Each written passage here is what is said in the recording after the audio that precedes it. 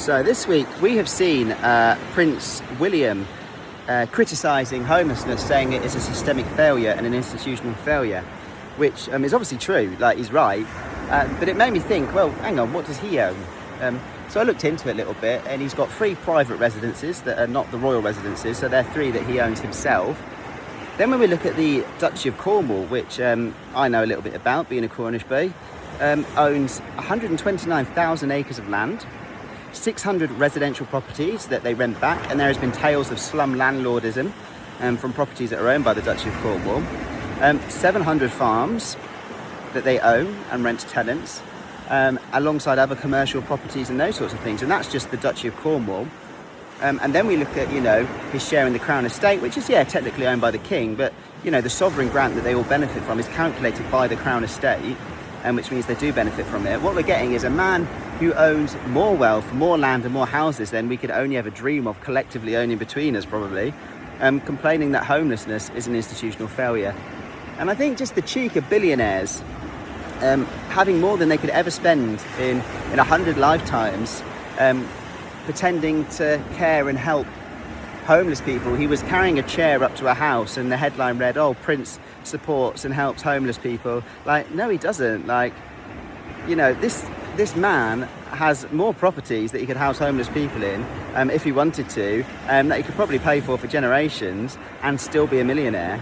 Yet he chooses not to, right? Like, he chooses to rent out properties under the Duchy of Cornwall at exploitative rates and at conditions that are apparently pretty dire. And I think this is a pattern that we're seeing, right? Like, the rich kind of going on, aren't all these institutional failures like problematic? Oh, poor people. I wish there was something we could do about it. Well, there is something you could do about it, Mr. Prince William. You could house the homeless in those massive houses that you own. Buckingham Palace has got plenty of spare rooms that I'm sure you could put some people up in. You could start to actually pay corporation tax on the Duchy as well, because it's run as a private business, but is exempt from corporation tax. You could start to give some of the land that you withhold from the people through the Duchy of Cornwall or through other things back to the people who live there. You could let them own that land. You could let the farmers who rent farms off you own their own farms. There is quite a lot that you could do, really. You can start to give some of those billions of pounds that you have back to those people. You could build massive homeless shelters right across the UK with your vast wealth, and pay for staff to work in them and support people. So there's lots that you could do if you chose to. And I think this is an important point, because we live in 2026 in a modern democracy, and the Crown Estate is still one of the biggest landowners in Britain. They own hundreds of thousands of acres of land.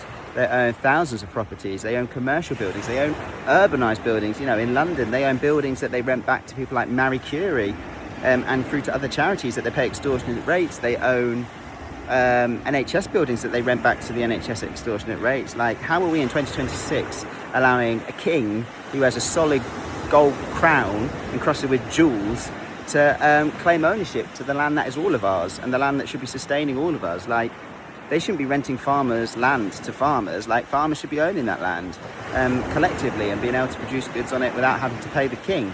Like, it seems silly to have to say it, but we don't talk about it often enough, to be honest. And I think it cuts through to what is the heart of Britain, really. Are we still happy that a very small handful of elite aristocrats, nobility and royal family own the land that should be all of ours, own this beautiful land? They own our coastland. They own the seabed out to 12 nautical miles out there. That's owned by the Crown, which is important when you look at, wind farms, when you look at energy, when you look at undersea cables and things like that, and who makes money from it.